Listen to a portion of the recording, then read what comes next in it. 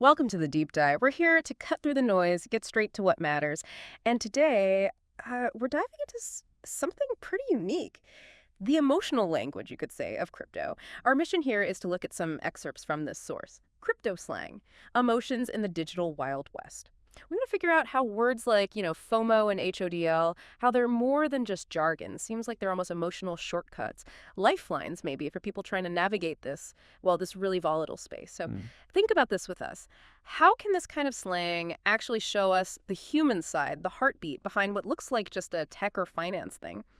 Okay, let's try and unpack this. We probably all get the basic idea of fear of missing out, FOMO, but our source, crypto slang, it suggests this feeling isn't just general impulsiveness. It gets amplified, kind of weaponized even in crypto. Often pushes people to buy high, right? Because they see maybe a cousin's tweet or something about making bank. Well, it really gives it its power here. Well, yeah, what's really fascinating is how FOMO captures that intense anxiety, that feeling when you see others making profits, big profits sometimes, and you're just sitting in cash. And this anxiety, it's so potent, the source calls it responsible for more regrettable buys than any scam coin ever invented, which is saying something. It really highlights how quickly that social proof, seeing others succeed, can just completely override, rational financial thinking, especially in a market where these overnight riches seem, well, possible. And that creates this loop, right? A cycle of impulsive buying, often with pretty serious consequences down the line. Right. So if FOMO is that chase, that rush to get in, I'm really interested in the flip side. This turn, HODL,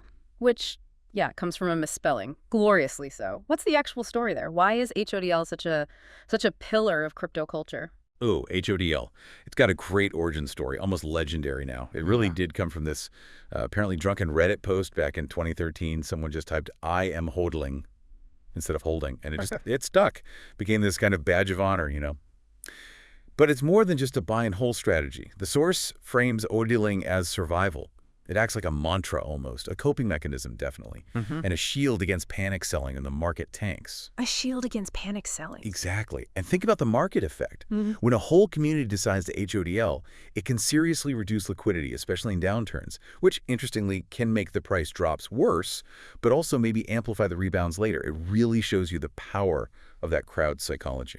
So HODL is about digging in, weathering the storm. What about the other end? Those moments of just pure maybe irrational optimism.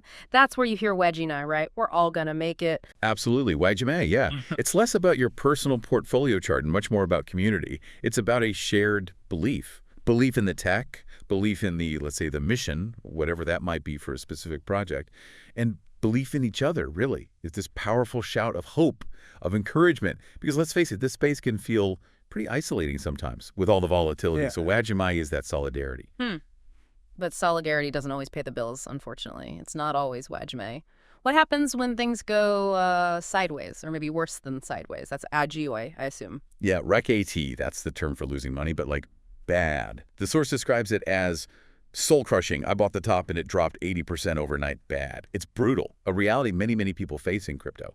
But what's really interesting, and the source points this out, is the shared nature of it. Saying I got REK80 is described as being both tragic and oddly therapeutic. Therapeutic? How so? Well, it's almost like a dark badge of honor, isn't it? By sharing it, using that specific word, you're joining a club nobody wanted to join, but you normalize it. Yeah. It's communal acknowledgement of pain, which can actually be, therapeutic. Okay, that makes sense. And on the topic of negativity, of difficult stuff, we have to talk about FUD. Fear, uncertainty, doubt. Right, FUD.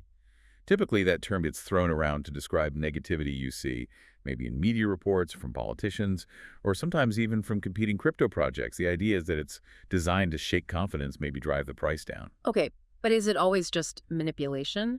Well, that's the interesting part. The source highlights this twist.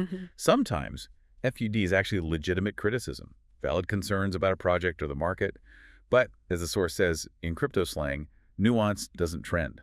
So legitimate worries often get lumped in with the baseless negativity. Everything just gets labeled FUD and dismissed. That's a really key point. So what's the impact then? If the community tends to just dismiss all FUD, even the potentially valid stuff, Right. How does that affect its ability to, say, self-correct or spot real risks? It creates this really tricky dynamic. On one hand, dismissing FUD builds incredible loyalty, almost tribal.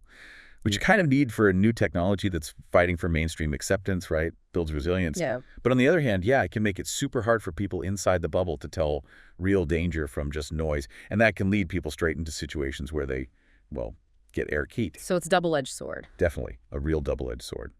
So wrapping this up a bit, what does this all mean for you listening in? These words we've been discussing, FOMO, HODL, WAGMI, RKT, FUD, they really aren't just jargon, are they?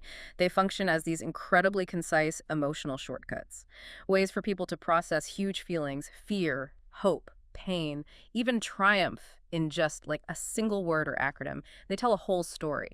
Exactly. It underlines that crypto isn't just code and charts. It's fundamentally about real emotional people, humans, navigating what has to be one of the most volatile financial landscapes ever created. It's fascinating.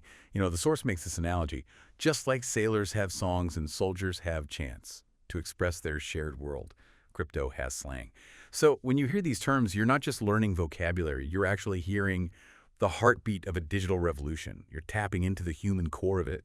And maybe here's something to think about after we finish up.